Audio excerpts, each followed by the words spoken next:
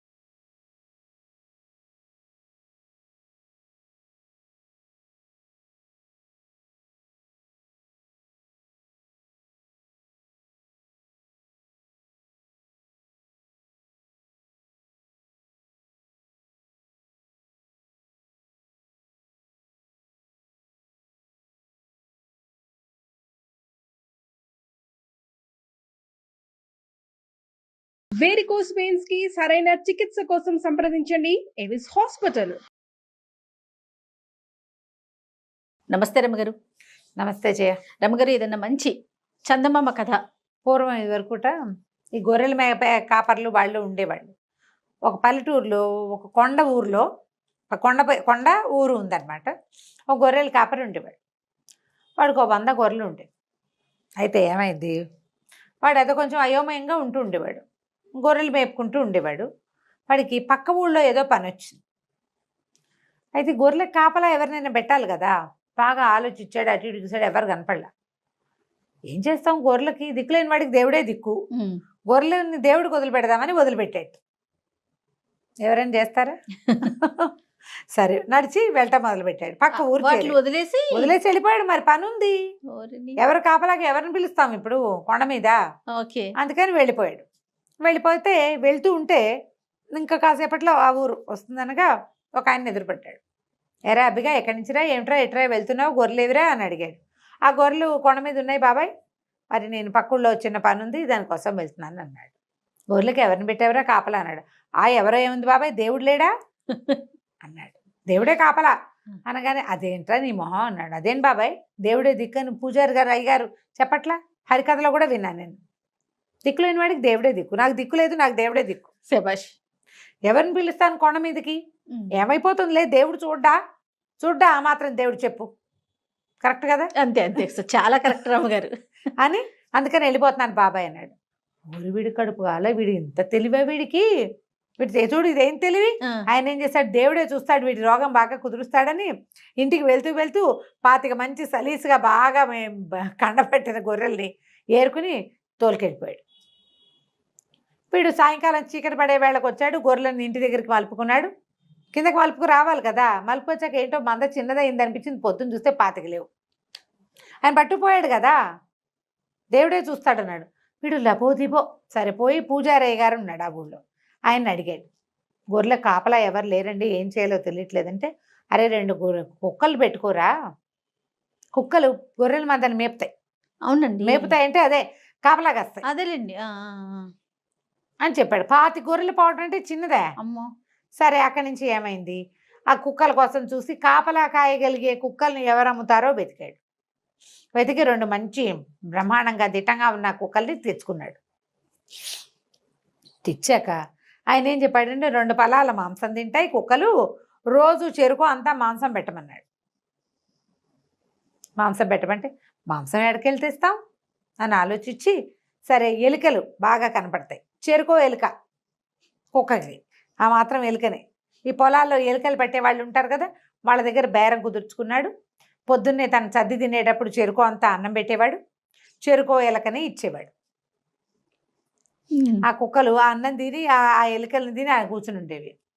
ఎవరైనా వస్తే ఆ పెద్ద వీడు ఏం పెట్టాడని నేను అరుస్తాను, నాకెందుకు వచ్చింది అని ఊరుకునేది. సరే ఏమైంది, కొండ మీదకి తీసుకెళ్ళేవాడు. అయినా కూడా అప్పుడోటి చొప్పున గొర్రెలు పోయేవి. ఇంత కుక్కల్ని మేపుతున్నాం కదా, కుక్కల్ని మేపుతున్నాం మనం. రెండు ఎలుకలు పెట్టి 2 ఇంతలు అన్నం పెట్టి, చెరుకో వీసుడు అన్నం పెడుతున్నాం కదా, చెరుకో ఎలుకని ఇస్తున్నాము. ఇంకా ఏమిటి వీటికి, ఈ కుక్కలకి ఇంతకంటే ఎందుకు అని చెప్పి అనుకునేవాడు. గొర్రెలు మాత్రం పోయేవి. తోడేళ్ళు వచ్చేవి మందలోకి. వచ్చి ఏం చేసేవి, ఓ గొర్రెని లాక్కుపోయి సగమాట పీక్కు తినేవి. ఈ కుక్కలు వాటి వెనకాలే పోయేవి కానీ అరిచేవి కాదు. తోడేళ్ళు తినగా వదిలేసిన గొర్రెల్ని ఇవి తినేసి స్థిమితంగా ఉండేవి. మధ్య మధ్యలో వాటికి అనిపించేది ఈ గొర్రెలు మన యజమానివి కదా అని. కానీ వాడు కాదుగా పెట్టింది, అయినా కూడా పోయేవి. ఇలా అయిపోతుండేది. మరి వీటికి గొర్రెల్ని చంపడానికి రాదు కుక్కలకి, వాటికి అంత రాదు, వాటికి ఆ పని కాదు వాటిది. ఎవరో వచ్చి చంపితే మాంసపు వాసనకి పోయి తినేవి. ఇంకా కొన్ని రోజులు గడిచేసరికల్లా ఏమైంది, ఒక్కోటి తగ్గిపోయి మంద చిన్నదైపోయింది. ఇందుకే సంక్రాంతి నాటికి మందలో గొర్రెలు ఏముండకపోతే నేనేం చేస్తాను రా దేవుడు అని ఒక కొండ మీద మూలకు వచ్చి ఏడుస్తుంటే ఆ దారిని పోతున్న ఓ పెద్ద మనిషి, ఏమిట్రా అప్పి ఇక్కడ ఇలా ఒంటరిగా కూర్చొని ఏడుస్తున్నావు, ఎందుకురా, మీ అమ్మ గుర్తొచ్చిందా, మీ నాన్న గుర్తొచ్చాడు అంటే, అమ్మ నాన్న గుర్తురాలేదు అయ్యగారు, నా మందంతా తగ్గిపోయింది, దేవుడి మీద భారం వేసి పక్క ఊరు సంతకెళ్తే 20 గొర్రెని దేవుడు కాజేసేసాడండి. అడిగాడు వీడు వాడిని విన్ని, నువ్వు దేవుడి మీద భారం వేసా, దేవుడే కాజేశాడని చెప్పారు. అంతేగా, అంతే. మరి అక్కడి నుంచి కుక్కల్ని కొనుక్కోమన్నారు పూజారి గారు. అందుకని 2 కుక్కలు తెచ్చాను, అవి 2 ఉంటూనే ఉన్నాయి, ఇవి పోతున్నాయండి. నేను కుక్కలకి ఏం పెడుతున్నావురా అని అడిగాడు ఆయన. ఏం పెడతానండి, పొద్దునే చెరుకోబడి నేను అన్నం తినేటప్పుడు చద్దన్నం వాటికి పెడతానండి, అక్కడి నుంచి చెరుకో ఎలుకలు వాళ్ళని వేయమన్నాను, చెరుకో ఎలుక తింటాయి. ఆయన అన్నాడు, ఒరే అంతంత కుక్కలకి ఎలుకలు ఏం సరిపోతాయిరా, వాటికి ఆహారం కావాలి, అవి నీ కోసం పని చేస్తున్నాయి, నువ్వు వాటి కోసం ఏం చేస్తున్నావో చెప్పు. ఏం చేస్తావండి, కుక్కలకి పెడుతున్నాం కదా అన్నాడు. ఒక్క పూట తిండి కూడా కాదు వాటికి, నువ్వు ఓ పని చెయ్యి, ఏదో ఇవాళో రేపో ఎల్లుండో ఏదో పని మీద ఓ గొర్రెని కోస్తావు కదా, శుభ్రంగా కుక్కల్ని మేపు, గొర్రె మాంసం అమ్ముకుందాం అనుకోదు, అమ్మితే అమ్ము, కొత్తగా అయినా వీటికి పెట్టు, ఆ తర్వాత అవి నీకు విశ్వాసంగా పనిచేస్తాయి. సరే ఏమైంది, ఓ 2-3 రోజులు కొండకెళ్ళలా, కుక్కలు గొర్రెలు ఇంటి దగ్గరే ఉన్నాయి. ఇంకో రోజు మధ్యలో ఏదో ఒక పండగ వచ్చింది, సెప్టెంబర్ అక్టోబర్లలో పండగలు వస్తాయి కదా, పండగలకి అందరూ గొర్రెలను కోసుకున్నారు. వీడు కూడా మంచి సాలీస్గా ఉన్న ఒక గొర్రెని కోసాడు, ఏదో వండి అమ్మవారికి నైవేద్యం పెట్టాడు. అక్కడి నుంచి ఇంకా అవి ఇవి మిగిలిన వ్యవహారాలు ఉంటాయి కదా, మిగిలిన మాంసం అంతా కుక్కలకి రండి తినండి అని చెప్పేసరికి 2 కుక్కలు ఆశ్చర్యపోయినాయి. గొర్రెని ఎప్పుడు ఎలుకలు పెడతాడు, ఏంటి గొర్రె మాంసం పెడుతున్నాడు, వాటికి ఆల్రెడీ గొర్రెల మాంసం తినే అలవాటు అయింది. శుభ్రంగా తినేసాక కాస్త కూస్తా మిగిలితే రేపు వండుకుని తిందామని చెప్పారు బయటికి. మర్నాడు కూడా 2-3 రోజుల పాటు గొర్రె మాంసంతో చక్కగా విందు జరిగింది కుక్కలకి. 4వ రోజున కొండకెళ్దాం పదండి అన్నాడు. కుక్కల్ని మీద తీసుకుని గొర్రెల్ని, ఈ 15 గొర్రెలు 18 గొర్రెలు మిగిలినాయి, వీటిని తోలుకుని కొండ మీదకి వెళ్ళాడు. వెళ్ళాక కుక్కల్ని మీరు వీటిని చూసుకోండి అని వాడి దారిని వాడు వెళ్ళిపోయాడు గడ్డి కోసుకురావటానికి. ఇంకో పక్క ఇక్కడ 2 గేదెలు కూడా ఉన్నాయి, గడ్డిగా తెచ్చుకోవాలి కదా, గొర్రెలు అంటే మేస్తాయి, గేదెలు వేయాలిగా, రాత్రికి కోసుకోవడానికి వెళ్ళేసరికల్లా ఇంతలో తోడేళ్ళు వచ్చేసరికల్లా కుక్క భయంకరంగా అరిచింది. ఒకటి ఏమని అరిచింది, అన్నయ్య మా అయ్యగారు మా కాపు బాగా తినబెట్టాడు, దగ్గరికి రాకండి చీల్చేస్తాం అని చెప్తాం అరిచి. 2వ కుక్క కూడా గైమని అరిచింది. ఇదేమందంటే, అన్నయ్యలు రండి, మీ డొక్క నింపుకోండి, మా డొక్క నింపండి అని అరిచేసరికల్లా తోడేళ్ళు ఆశ్చర్యపోయినాయి. ఏనాడు ఇవి అరిచినవి కాదే, నిశ్శబ్దంగా చూసేవి, అసలు భయం అంటమే లేదు. పైగా ఇవాళ మాట్లాడుతున్నాయి భయ భాషలో. ఒకటేమో దగ్గరికి రావద్దు, మా కాపు మాకు తినబెట్టాడు కడుపు నిండా, తిండి లేక మిమ్మల్ని రానిచ్చాం కానీ ఇప్పుడు మేము రానివ్వమంటోంది. 2వదేమో మీ డొక్కలు నింపుకోండి, మా డొక్కలు నింపండి అంటోంది. ఈ రెండిట్లలో దేని మాట నమ్మాలి, ఇప్పటిదాకా అసలు మాటే లేదు వాటికి. ఈ తోడేళ్ళు 2 ఏమనుకున్నాయి, మొహమొహాలు చూసుకుని ఇప్పటికి ఎన్నాళ్ళుగానో ఈ గొర్రెల మీదే ఆధారపడి బతుకుతున్నాం, ఇదొకటే మనకి తేలిగ్గా దొరికే మంద. కుక్కలు మామూలుగా అరిస్తే కాపలా ఉన్నవాడు ఎవడో పరిగెత్తుకొస్తాడు. అవి తోడేళ్ళని ఏమి చేయకపోయినా, పులో తోడేలా వచ్చిందనుకో, అవేం చేయలేకపోయినా అరిస్తే ఇక్కడ ఎవరో వచ్చారని గుర్తుకైనా కుక్క అరవాలి, అరిచేవే కాదనమాట. ఫస్ట్ టైం అవి అరవటం. ఈ అరుపులు విన్నాడు కాపులు, ఆ కుర్రాడు అప్పి. వాడు ఎక్కడో కొండకి పైకి వెళ్ళాడు. వాడు దిగి వచ్చే లోపల ఏమైంది, తోడేళ్ళు 2 ముందు దాని మాట వినద్దు, 2వ దాని మాట అట్రాక్టివ్గా ఉంది. తిను అనే మాట ఎప్పుడు అట్రాక్టివ్గా ఉంటుంది. తినద్దు అంటే ఎవరికి నచ్చుతాయి లోకల్లో, తినకూడదు అంటే నచ్చదు. తీసుకో అంటే రమ్మ అనేది ఎప్పుడు అట్రాక్టివ్గా ఉంటుంది. నువ్వు చూడు, పాజిటివ్గా ఉండేవన్నీ అట్రాక్టివ్గా ఉంటాయి, నెగిటివ్ గా ఉండేవి నచ్చవు, అవును, అది మంచి అయినా నచ్చదు. దాంతో ఏమనుకునే అది రమ్మంటుంది కదా అని ఈ మందలోకి జ్వరపడేసరికి కుక్కలు ఇంత ఎత్తున లంఘించి 3 రోజుల నుంచి మాంసం పూటుగా తింటున్నాయేమో, చీల్చి చెండాడేసినాయి తోడేళ్ళు రెండింటిని. చెరుకోటి ఆహారం అందింది శుభ్రంగా, అందాకేముంది ఇంకా దాని పని. అక్కడి నుంచి కరుపులు విన్న ఆ కాపు కుర్రాడు అప్పికొండ పైనుంచి కిందకి దిగి పరిగెత్తుకొచ్చేసరికల్లా రక్తస్రావం అయిపోయి అడ్డదిడ్డంగా పడిపోయిన తోడేళ్ళు, పళ్ళు గిటకరిచి అరుస్తున్న కుక్కలు కనపడ్డాయి. ఓ స్వీట్ దుంపదిగా ఇవి తోడేళ్లను చంపగలిగే కెపాసిటీ ఉన్న కుక్కలు. నేను సరిగ్గా తిండి పెట్టకైనా ఇన్ని గొర్రెలు పోగొట్టుకున్నాను, శుభ్రంగా పెట్టుంటే ఎప్పుడో చేసేవి, అసలు మంద చిన్నదయ్యేదే కాదు. ఆశ్చర్యపోయాడు.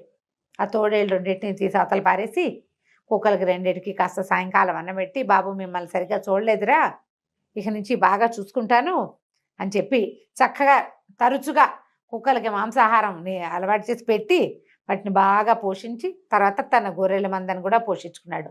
ఆ తర్వాత నుంచి బాగా ఫుడ్ దొరికినటువంటి కుక్కలు తమే మందని తోలుకెళ్ళి తమే మందని ఇంటికి తీసుకొచ్చాయి. ఓహో, ఎప్పుడు అంతే, మనం ఒకళ్ళతోటి పని చేయించుకోవాలంటే వాడికి కడుపు నిండేలాగా పెట్టాలి. కుక్క జంతువు, దానికి మనసు నిండక్కర్లా, కసిరేసినా దానికి ఓకేనే, కానీ కడుపు నిండా పెట్టాలి. అదే మనుషులకి కసరకూడదు, పెట్టాలి. 2 రకాలు. కనువిప్పు కాదు కదా.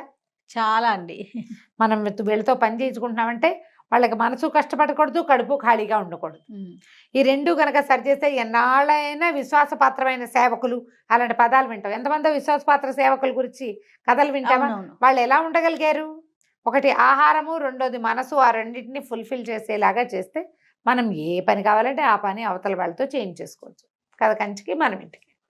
నమస్తే రమ్య. నమస్తే.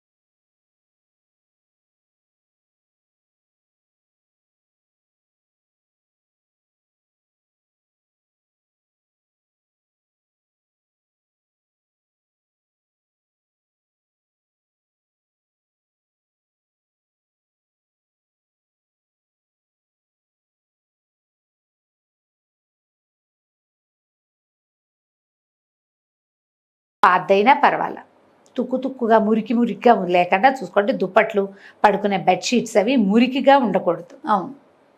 గదిలో పరిసరాలు కూడా మురికిగా ఉంచుకోకుండా కొంచెం ప్రశాంతమైన వాతావరణము, కాస్త శుభ్రమైన పక్కలు, ఏదైనా కొంచెం మంచి వాసన, దుర్వాసనలు వాటి మధ్యలో పడుకున్నా కూడా ప్రాబ్లమ్స్ ఇలాంటివి ఏవో పిచ్చికళ్ళు వస్తూ ఉంటాయి. నిద్ర సరిగా పట్టక ముందు బెడ్రూమ్ వాతావరణాన్ని బాగా చేసుకొని విడిచిన బట్టలు అవి ఎక్కువ ఉండనివద్దు. బెడ్రూముల్లో పడుకునే చోట విడిచిన బట్టలు ఉండనివద్దు. బెడ్రూములు దుమ్ముగా ఉంచుకోకండి, మురిగ్గా ఉంచకండి. పక్కల వారానికైనా ఓసారైనా శుభ్రంగా మార్చుకోండి. పక్కన చక్కగా నీట్గా పరుపు కిందో చాప కిందో నీట్గా మడిచి గట్టిగా ఉంచుకోండి. పక్క నలిగిపోకుండా. నలిగిన పక్కలు, మురికిగా ఉండే పరిసరాలు కూడా మనకి మంచి నిద్రనివ్వవు. దానివల్ల ఏదో కలతగా ఉండి ఎర్రి ముర్రి కళ్ళు వస్తాయి. అవును. ఇది మార్చుకుంటే అది బెటర్ అవుతుంది. రైట్. నమస్తే రమగారు. నమస్తే జయ. సుమన్ టీవీలో మీ పర్సనల్ అండ్ బిజినెస్ ప్రమోషన్స్ కోసం కింది నెంబర్కి కాంటాక్ట్ చేయండి.